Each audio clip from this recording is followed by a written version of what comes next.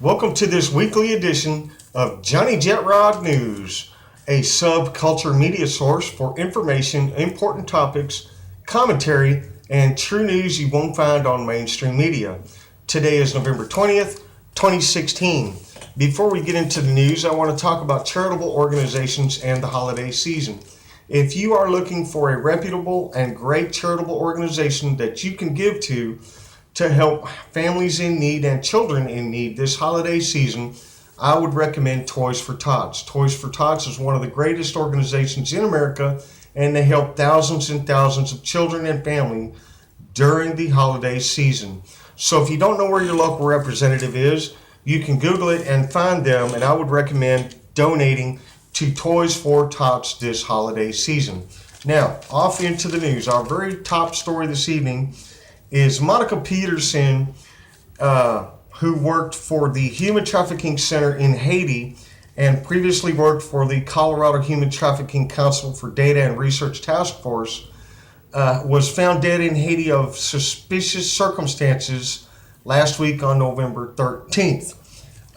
She may have uncovered information that was connected to what's called Pizzagate, which may be information that is connected to or may have uncovered the Clinton child pedophile ring or the alleged Clinton child pedophile ring. So if you want to find more information on this top story, you can go to thehaitianblogger.blogspot.com and you can find a lot of different related information, including Monica Peterson's blogs and some of the information that she uncovered before she died of certain questionable circumstances. So she may just be another one in the Clinton dead trail, Clinton body count, Clinton blood trail, however you want to call it, of people who have exposed the Clintons for who they really are. Now, our next story this evening, Megyn Kelly was in an interview with Fox News' Shepard Smith promoting her book, Settle for More. Now, in this story interview, she compared being bullied in school to being bullied by Donald Trump. Now, what I believe that this is her attempt to promote this new book in light of the fact that her career is in the tank. MSM, a lot of MSM news sources, including CNN, Fox, MSNBC, and Telemundo, are tanking right now, and some of them are even laying people off. So Megyn Kelly may just be trying to protect her brand and her interests by promoting this book. All right, now the next story this evening is Obama's overseas trip. Obama has gone overseas on his final overseas trip before leaving office, and he is on basically what I call a quell the fear trip. He's talking to foreign leaders and foreign diplomats about the potential repercussions of their economics and their financial resources from a Donald Trump presidency. And in my opinion, if these countries have been screwing us for so long with unfair trade deals, then they need to get burned. Because look, with Donald Trump, we're going to place America first. That's just how it is. So no matter what Obama tells these leaders, when Donald Trump takes office, he's going to do the right thing by you and me by putting us first. Okay, so our next and final story of today is the Capitol Dome.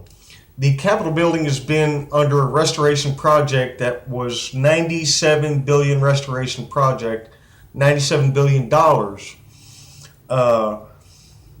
It overlooks the National Mall, and I know that a lot of you have seen this massive scaffolding over the dome for the last couple of years and was probably wondering, like myself, are they ever going to finish this project? Well, it has been completed, and there is maybe one thing that I can say that President Obama's administration did do well on, and that is to complete this project under budget and under time. So the Capitol Dome project is now complete.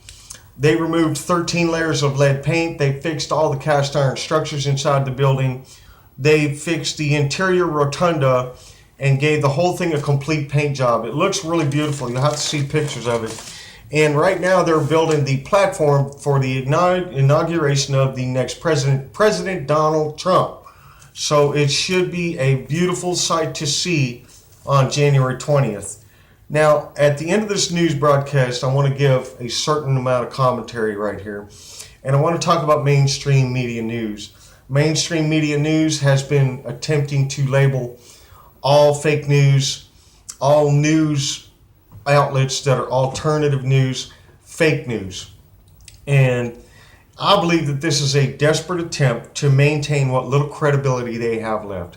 Let's face it, people, during this election season, a lot of mainstream media news sources really showed their light by being totally biased and stumping for Hillary Clinton and bashing Donald Trump along the way with fake news polls, fake information, totally biased stories.